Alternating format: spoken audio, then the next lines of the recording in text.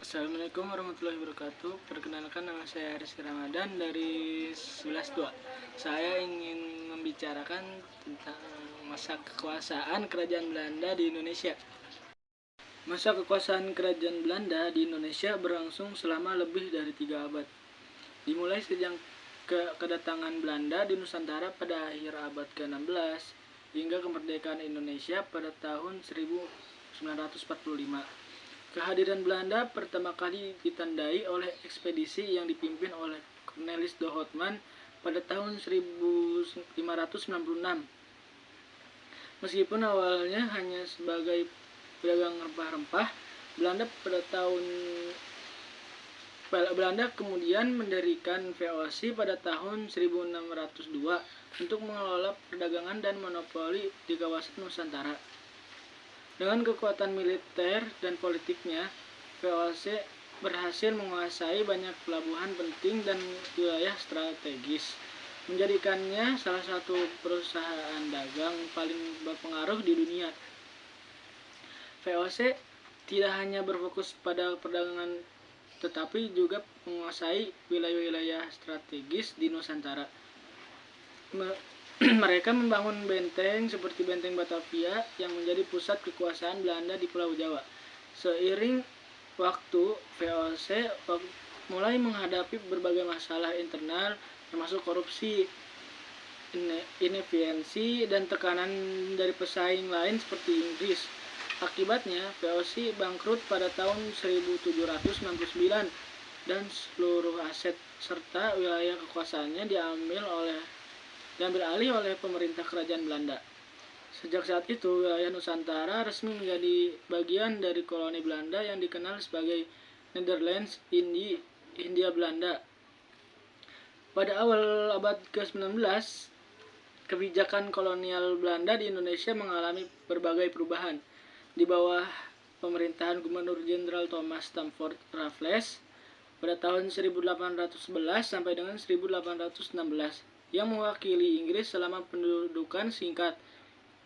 Beberapa reformasi dilakukan, termasuk penghapusan sistem feodal dan pengenalan sistem ekonomi baru. Namun, setelah Belanda kembali menguasai Hindia Belanda, kebijakan kolonial lebih fokus pada eksploitasi sumber daya alam. Sistem tanam paksa diperkenalkan pada tahun 1830 oleh Gubernur Jenderal Johannes van den Bosch yang mewajibkan petani Indonesia menanam tanaman ekspor seperti kopi, tebu, dan nila. Kebijakan ini membawa keuntungan besar bagi Belanda, tetapi menyebabkan penderitaan luar biasa bagi rakyat Indonesia. Pada akhir abad ke-19, muncul perubahan dalam kebijakan kolonial dengan diperlakukannya politik etis pada tahun 1901. Politik etis yang digagas oleh kaum liberal di Belanda bertujuan untuk memperbaiki kondisi sosial dan ekonomi rakyat Indonesia melalui pendidikan, irigasi, dan migrasi. Meskipun demikian, dampaknya tidak signifikan bagi sebagian besar rakyat Indonesia. Sebaliknya, kebijakan ini justru memperkuat stratifikasi sosial dan membuka jalan bagi golongan terpelajar Indonesia untuk mempelajari ide-ide tentang nasionalisme dan kemerdekaan. Selama masa kolonial, Belanda menghadapi berbagai perlawanan dari rakyat Indonesia. Perlawanan ini bersifat sporadis dan lokal, seperti perang di Ponorogo di Jawa, perang Padri pada tahun 1821 sampai dengan 1837 di Sumatera Barat, dan perang Aceh pada tahun 1873 sampai dengan 1904 di Aceh. Meskipun akhirnya Belanda berhasil memadamkan perlawanan tersebut, konflik-konflik ini menguras sumber daya dan menunjukkan resistensi yang kuat dari rakyat Indonesia terhadap kekuasaan kolonial. Pada abad ke-20, semangat nasionalisme Indonesia semakin menguat. Organisasi-organisasi penggerakan nasional seperti Budi Utomo, Sakrat Islam, dan Partai Nasional Indonesia muncul sebagai wadah perjuangan rakyat Indonesia untuk kemerdekaan. Kebijakan represif Belanda terhadap gerakan ini justru memperkuat tekad rakyat Indonesia untuk melepaskan diri dari penjajahan. Situasi semakin memanas dengan adanya diskriminasi sosial dan ekonomi yang dirasakan oleh pribumi.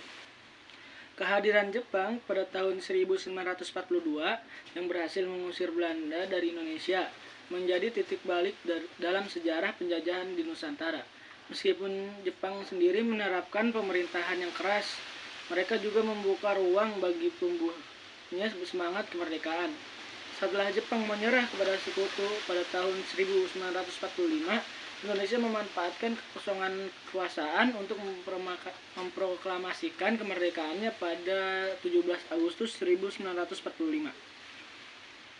Belanda tidak langsung mengakui kemerdekaan Indonesia dan berupaya merebut kembali kontrol atas bekas koloninya melalui agresi militer satu pada tahun 1947 dan 2 pada tahun 1948.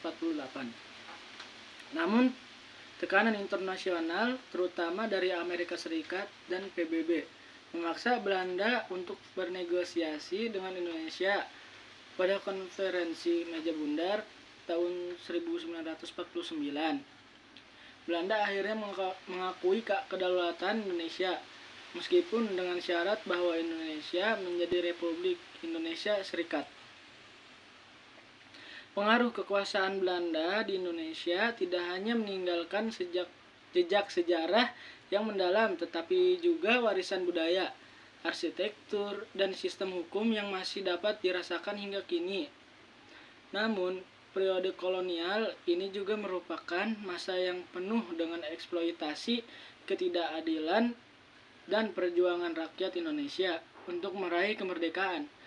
Perjalanan panjang ini menunjukkan betapa gigihnya rakyat Indonesia dalam mempertahankan hak dan martabatnya sebagai bangsa yang merdeka. Sekian penjelasan dari saya, kurang lebihnya mohon maaf. Wassalamualaikum warahmatullahi wabarakatuh.